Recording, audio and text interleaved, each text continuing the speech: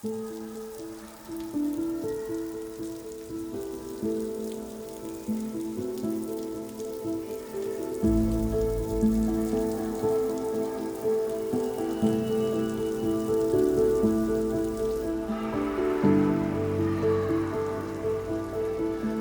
building was constructed actually in 1971 by an architect called Rodney Groskopf. Most of the people believe that he was actually high on drugs because he designed the building in a very unique shape. He made it circle in shape, which many people didn't understand as to why did he design the building in a circle shape.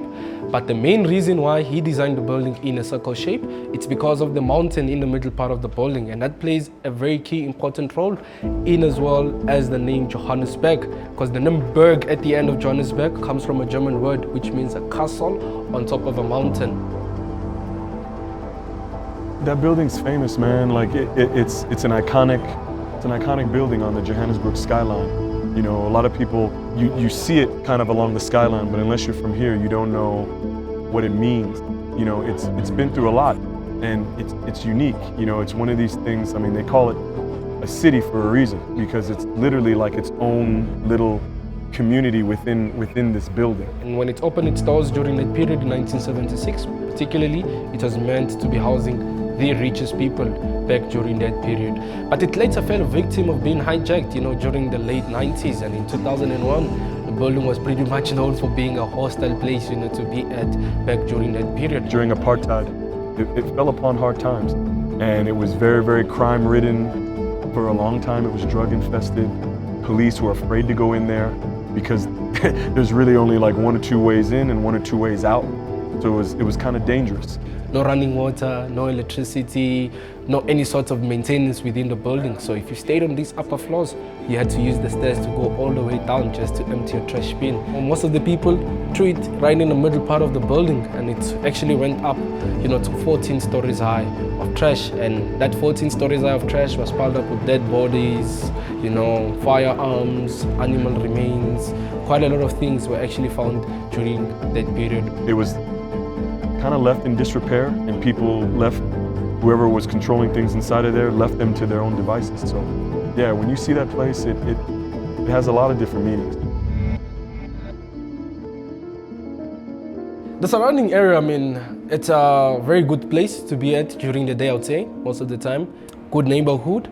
I mean, it's housing a lot of immigrants, I would say, from all over part of Africa. You'd find pretty much most of the immigrants piled up around here. So from the tower, that's Hillbrow from the tower.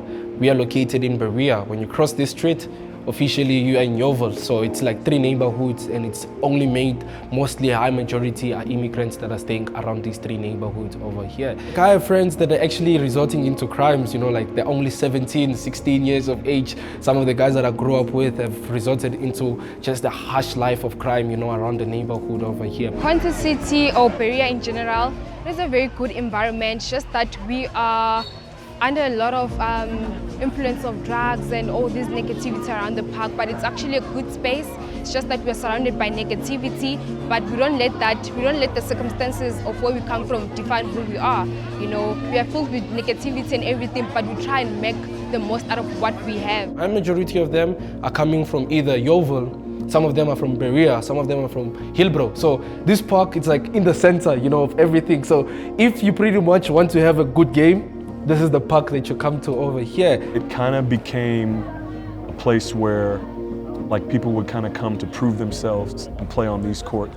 There'd be a lot of Congolese immigrants, Angola, from Congo, Zimbabwe, Cameroonian immigrants, Uganda, you name it. They used to play back during those days within that park. It was like a real mixing point where you could come and play against anybody that was here in Joburg. It was a place where anything could happen, you know, like Ellis Park is right down the street. You know, we've had historical events happen at Ellis Park with our rugby team, the Springboks, and also with the NBA. We played the first, you know, NBA game on the African continent, like, you know, a couple blocks from here. So this area has always been a hub of sport, but this little pocket community, it kind of became the rough neighborhood where the immigrants would come and play as South Africans. This is where you came to sort of test your game.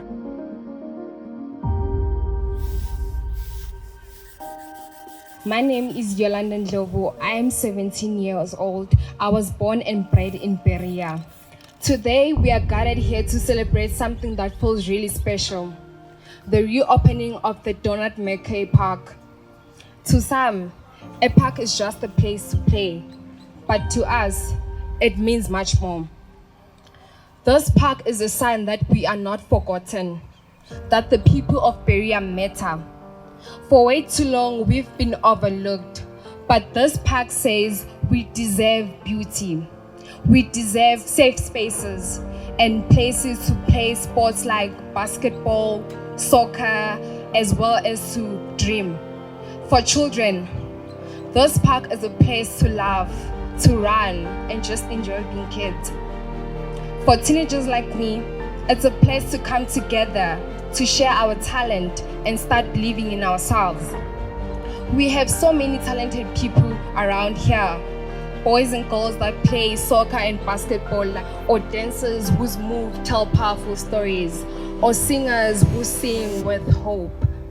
This park is a place where those talents are discovered and dreams become a reality.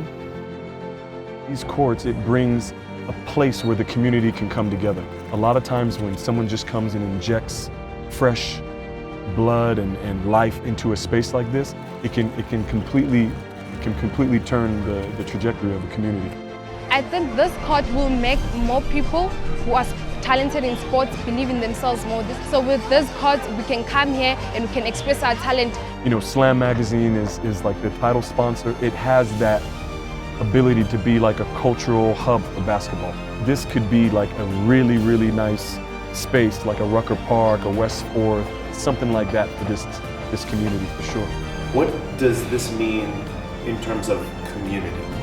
We're not forgotten. Definitely we're not forgotten, because I mean, we are neglected, I'd say, but this means that we're not forgotten. It means that there are people out there that remember us and know us, you know. So it will mean a lot that, hey, there's always someone out there that is always looking out, you know. You don't have to lose hope. So it will mean that we're not forgotten. That's what I can actually say.